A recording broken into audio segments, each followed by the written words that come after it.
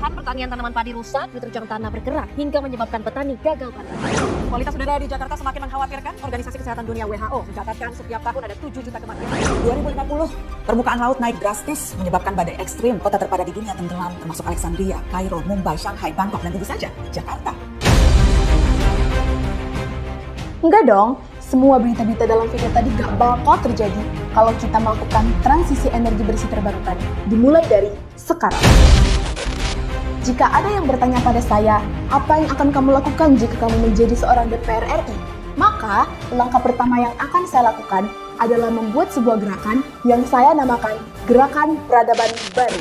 Gerakan Peradaban Baru adalah sebuah ekosistem kolaboratif yang mempertemukan antara pelajar dan mahasiswa, komunitas kreatif, akademisi dan praktisi, serta pembuat kebijakan untuk merancang dan mengimplementasikan proyek energi bersih terbarukan, baik secara online maupun offline yang berbasis komunitas. Berbeda dengan program edukasi konvensional, gerakan ini dirancang untuk menjadi ruang inkubasi ide, pusat riset terapan, serta wadah pendanaan mikro yang memungkinkan kita untuk menguji gagasan generasi muda langsung di lapangan.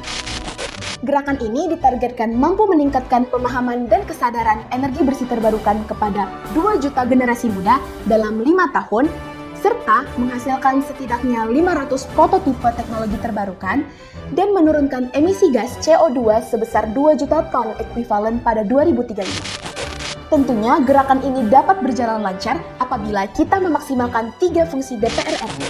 Fungsi yang pertama adalah fungsi legislasi. DPR dapat menyusun dan mengesahkan regulasi yang memberikan insentif fiskal, kemudahan perizinan, dan perlindungan hukum bagi proyek energi terbarukan dengan skala komunitas yang digerakkan oleh generasi muda. Hal ini mencakup kemudahan impor komponen energi bersih, perlindungan hak paten hasil inovasi pelajar, dan kewajiban pemerintah daerah untuk mendukung gerakan ini. Fungsi yang kedua adalah fungsi anggaran. DPR berperan dalam mengalokasikan dana khusus APBN dan APBD dalam mendukung gerakan peradaban baru, baik itu dalam bentuk subsidi peralatan, dukungan riset teknologi, maupun pendanaan, pelatihan, dan inkubasi.